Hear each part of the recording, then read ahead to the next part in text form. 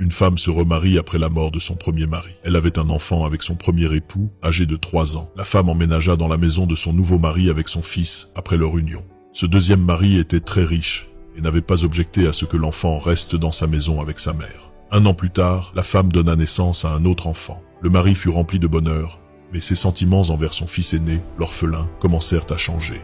Il cessa de jouer avec lui, ne s'occupa plus de lui comme avant et supporta de moins en moins sa présence dans sa vaste demeure. Une fois, l'homme revint du travail avec un vélo pour son fils biologique. La mère vit son fils aîné, regarder tristement son frère, jouer et se promener dans la maison sur son nouveau vélo. La mère parla à son mari et lui demanda d'apporter un autre vélo pour son fils aîné, tout comme pour son frère.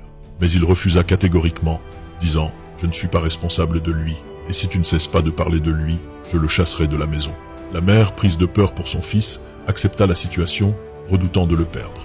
Elle préférait le voir vivre une vie amère, pleine d'injustice, de tristesse et d'oppression, plutôt que de ne plus le voir du tout. Les jours passèrent et les garçons grandirent. Le mari inscrivit son fils biologique dans une école privée à la pointe de la modernité, mais refusa d'inscrire le fils de sa femme, déclarant « Je ne suis pas son père pour dépenser mon argent dans son éducation.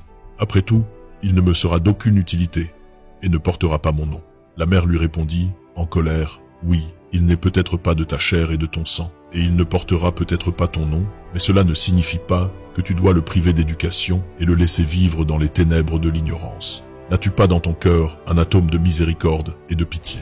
Il cria, « J'en ai assez.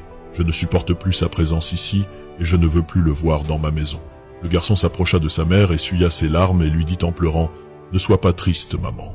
Rien dans ce monde ne mérite que tu verses une larme pour lui. Je suis fatigué de voir ce vieil homme t'humilier chaque jour à cause de moi. Pour que tu sois heureuse, je vais partir et quitter la maison. » Le garçon laissa sa mère, prit ses vêtements et partit.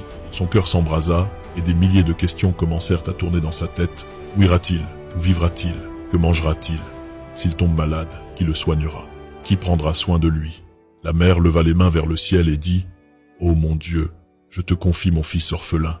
Prends-le sous ta responsabilité, protège-le et renvoie-le-moi sain et sauf. » Le mari rentra du travail et regarda sa femme, il la trouva sereine, voire heureuse. Étonné de son état, il dit « Pourquoi es-tu heureuse et non triste du départ de ton fils ?»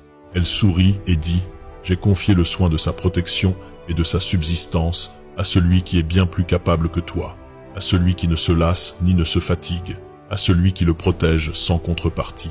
Je l'ai laissé entre les mains de Dieu le puissant, le majestueux. » Le mari rit avec sarcasme et dit « Le monde extérieur est impitoyable envers les misérables et n'a aucune compassion pour les affamés. On dirait que tu as perdu la raison. » Et 10 ans plus tard,